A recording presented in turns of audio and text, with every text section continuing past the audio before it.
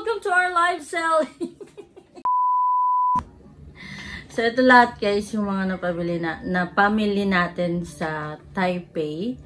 Hindi ko na sure kung magkano yung mga price ng mga to, pero try nating tandaan. Pero alam ko pa kung saan sila nabili, hindi ko lang alam yung price. So, sa tayo mag-start, ang dami.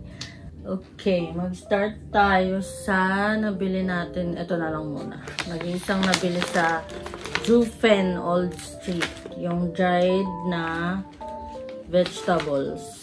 Ayan. Masarap daw siya. Hindi ko kasi tinikman eh. Si mami lang yung tumikim. Pero masarap daw. Meron silang mixed. Meron din sila dong mga isahan lang kung gusto nyong sitaw lang. Kung gusto nyong okra lang. Gano'n. Itong kinuha namin is mixed. And then next, ang nabili natin sa Donkey. Sa Donkey na lang muna.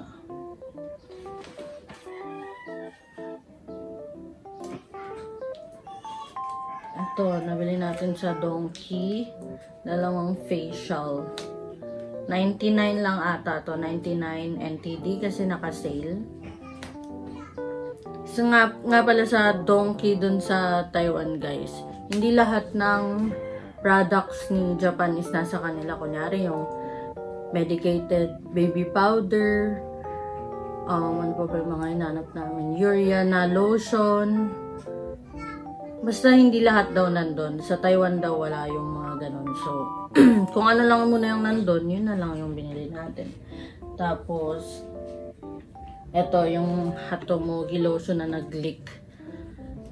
229 NTD doon. Yan. And then, yung Melano CC na toner. Ito, Hatomogi rin ata to, pero ano siya, parang lotion na liquid. Parang skin conditioner ata yung ganito. And then, Melano CC na cream sa mukha. Nagtanong kasi kami dun kung ano talaga daw yung effective for melasma. Kasi si mami may melasma siya. Ito yung sinuggest nung staff dun. So, serum, cream daw siya sa mukha. Band-Aid na waterproof kasi wala lang. Meron din naman dito guys, pero bumili na lang ako. Tapos, ito yung hand cream nila. Sobrang bango. May iba pa siyang scent, pero unscented. Merong sakura. Marami pa doon, pero ito yung nagustuhan naming scent. Nagustuhan namin siya kasi ang lambot niya sa kamay, as in. And then, ito. Naghanap kami nung foundation doon. Kaso, wala silang masyadong options. So, ito, hindi ko pa to na-try. First time ko rin siyang makita. Pero, para siyang cushion. Yung cushion, parang yung Skintific. Ganun yung ano niya. So, ang nakuha naming ano is light beige. Yun na lang din kasi yung nandun. Tatlo na yung kinuha namin para sa amin nila. Parang sa aming dalawa ni mami. Ayan. And then, ito yung unang-una kong nakuha kasi naka-sale. Ewan ko kung sale talaga yung price na yun kasi first time ko namang bumili. 199 NTD siya. Yung famous na rice mask. Alford. So, ang isang piraso is 48 NTD. Ayan siya. Next naman yung mga nabili natin sa convenience store. Yung iba dito guys, pahabol na lang para lang maubos natin yung laman nung napanalunan natin sa Lucky Land. Kumain kami sa airport tapos yung mga butal kung ano-ano na lang na makuha. Ito yung mga pahabol. Ano ba ito? Raisins ata. Ito, 36 NTD. Meiji, 49 NTD. Tapos ito, yung inhaler, 22 NTD. Tapos ito, breakfast na namin nung unang araw pa, pero hindi nakain. Parang mga 25 NTD lang ata to, pero malaki na siya. Ayan. Bumili rin pala ako ng napkin doon guys. Nag-buy one take one si Kotex. Magkano nga ito? Hindi ko na maalala, pero buy one, take one siya. Next, ito yung latte na famous. Lagi nating nakikita sa TikTok. Meron din to yung isang variant, yung dark blue. Parang mas gusto ko yun. Pero parang may milk din yun siya, pero mas matapang yung coffee. Ito kasi mas milky siya. So, nakalimutan ko yung price niya. Pero meron siya sa 7-Eleven or meron din siya sa ibang convenience store. Sa Family Mart, sa High Care. Ayan. Latte. 4 yung kinuha namin. Okay, next. Itong noodles. Nabili namin siya sa Carrefour. Nakalagay siya dun sa mga Taiwan specialties. Sa Carrefour kasi parang sa bungad pa lang, nilagay na nila dun yung mga pangpasalubong, Taiwan specialties para yung mga siguro, mga turista is hindi na sila mahirapan na maghanap-hanap. So, nandun lahat sa harap.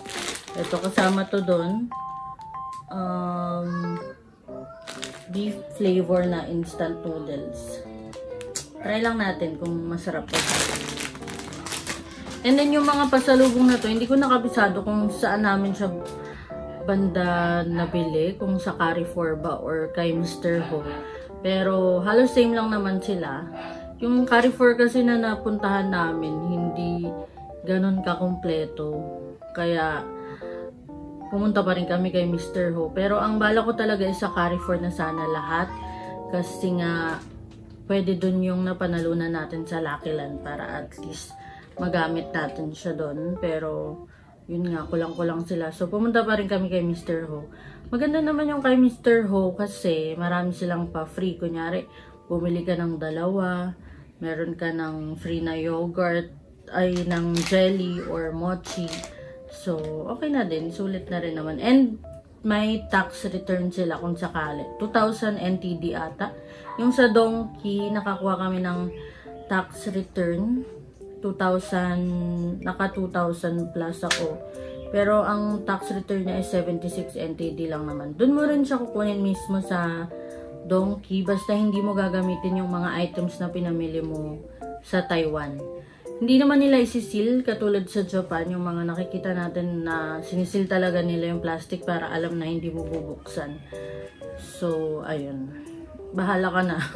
Pero sabi kasi nila, minsan may random checking sa airport kung hindi mo talaga ginamit. Kaya, ayun. Better na sure na lang na hindi mo gamitin muna habang nasa Taiwan ka.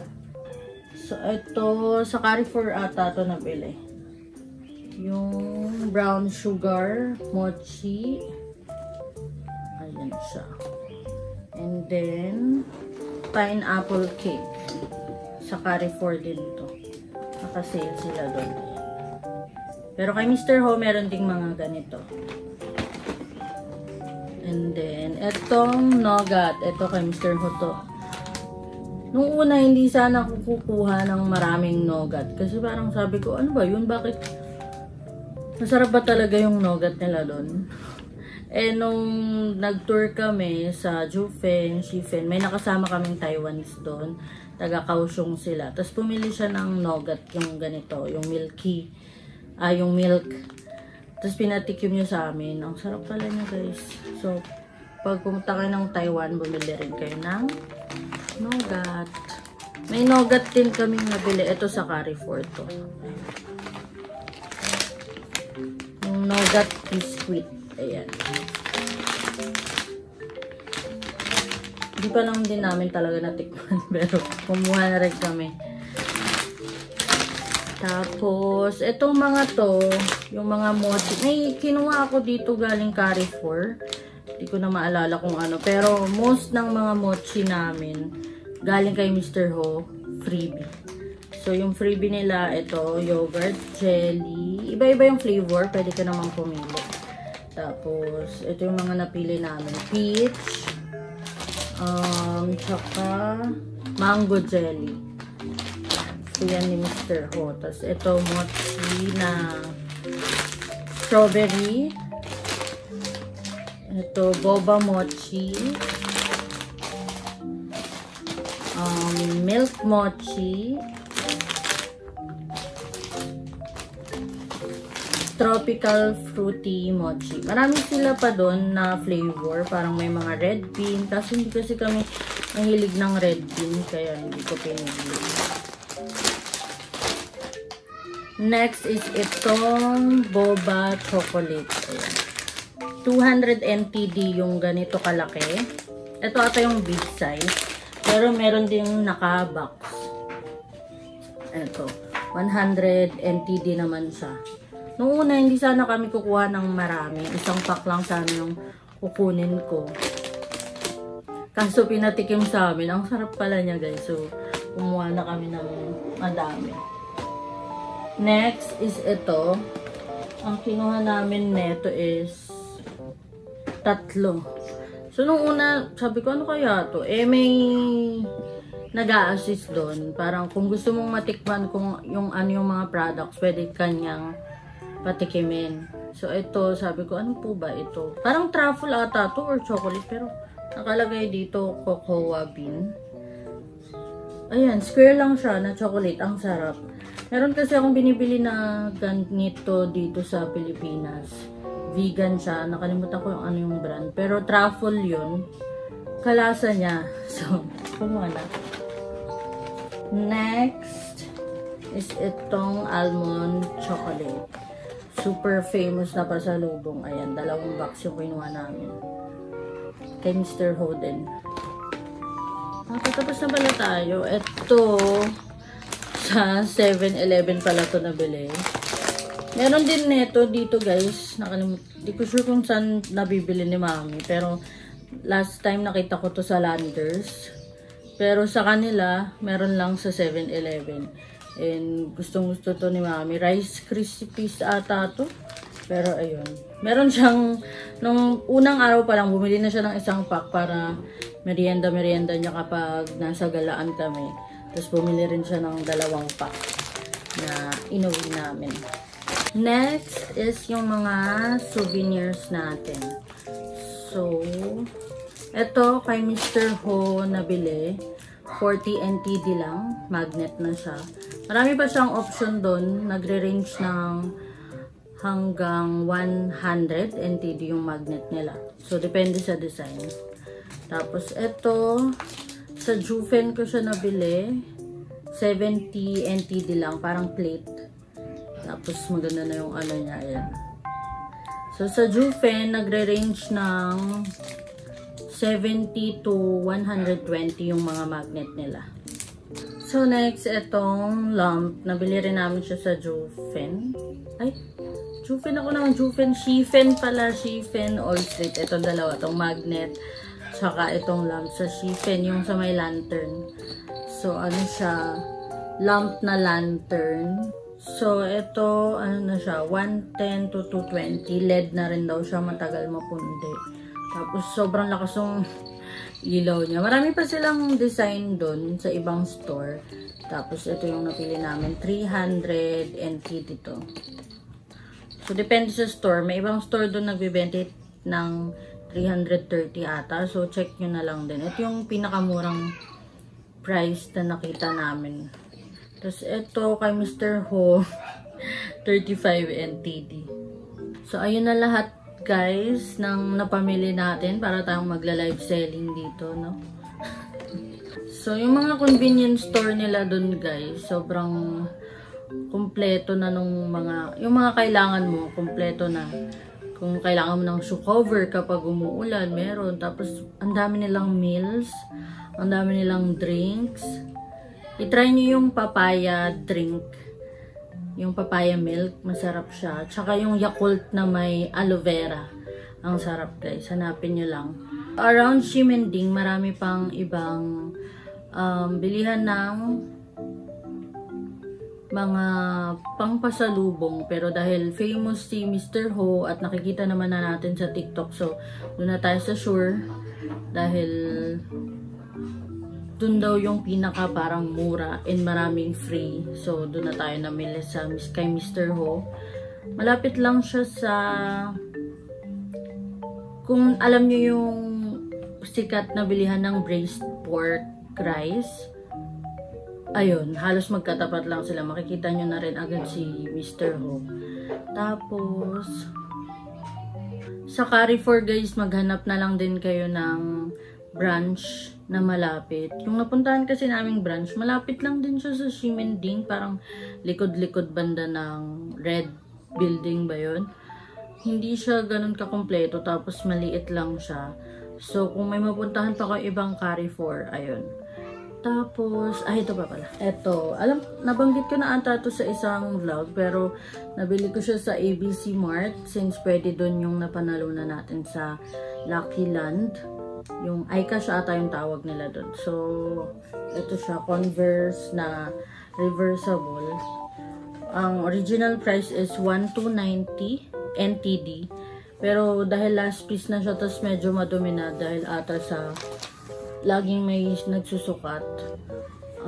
Tinanong ko baka sakaling pwedeng bigyan ng discount kasi nga madumi na siya. Pumayag sila. Ang original price is 1,290, naging 810 na lang. So, kung kayo, meron din kayo magustuhan, tapos last piece na lang, tapos medyo madumi or may damage, pero gusto nyo pa din, subukan yung humingi ng discount. And then, ayun, sa 7-Eleven, check nyo kung meron din kayong gustong iuwi. Minsan lang naman tayo pupunta na ng 7-Eleven ng Taiwan. So, pwede na yun pang pasalubong.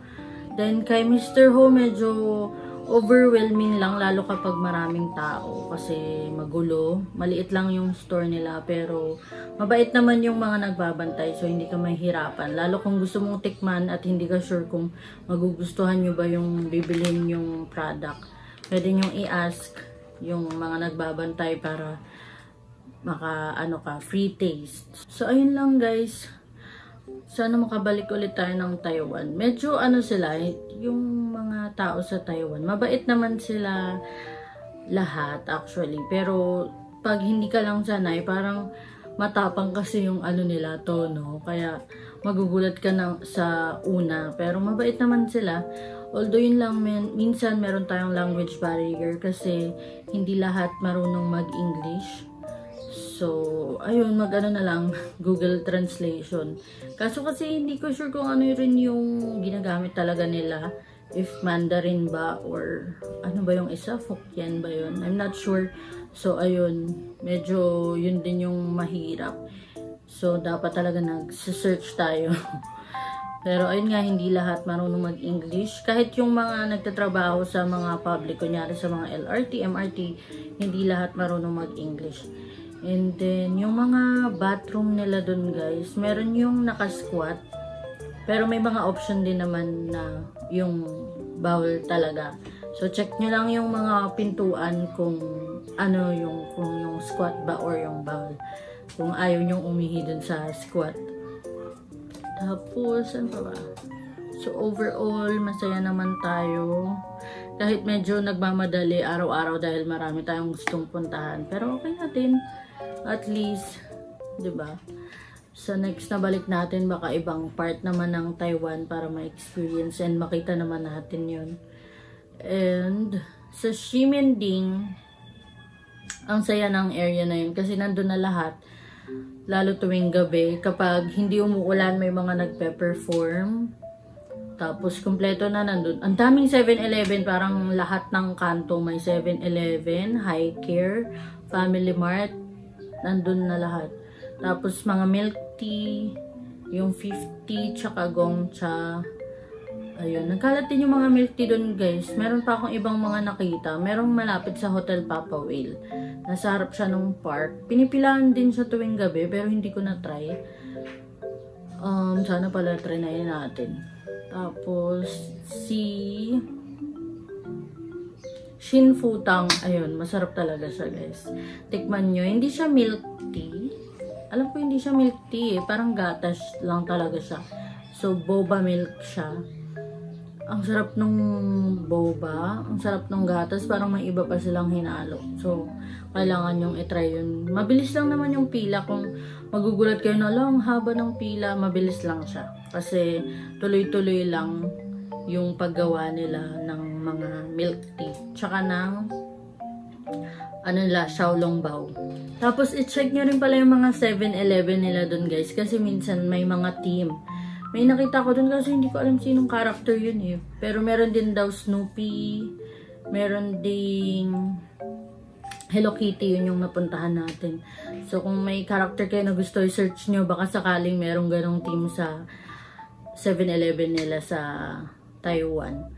And then, so sa weather ni Taiwan, sobrang unpredictable. Lagi nyong isi-search, lagi nyong i-check yung weather update. Kasi minsan, kunyari, ngayong araw dumating kayo, 25 siya. Siguro ngayon lang yon na pa-spring. Kunyari ngayon dumating kayo, 25 degrees siya or 20. Biglang kinabukasan, magdadrop siya na 10 na lang, 11. So, i-check nyo lagi guys. Sobrang unpredictable ng weather nila. And yung rain nila, kapag umuulan talagang buhos talaga na ang laki ng patak. Kahit ambon lang siya, ang laki ng patak. So, yun nga, sa mga 7-Eleven, meron namang mga shoe covers na available para hindi hassle. Para hindi magbabasa yung mga rubber shoes. Kasi diba alam naman natin, pag nagta-tour tayo, gusto natin nakaporma, naka-rubber shoes. So, ayun, meron si 7-Eleven ng mga shoe cover. Then, sa Donkey naman guys, sobrang laki ng Donkey nila. Lahat kailangan mong daanan bago ka pumunta sa cashier para mabudol ka talaga.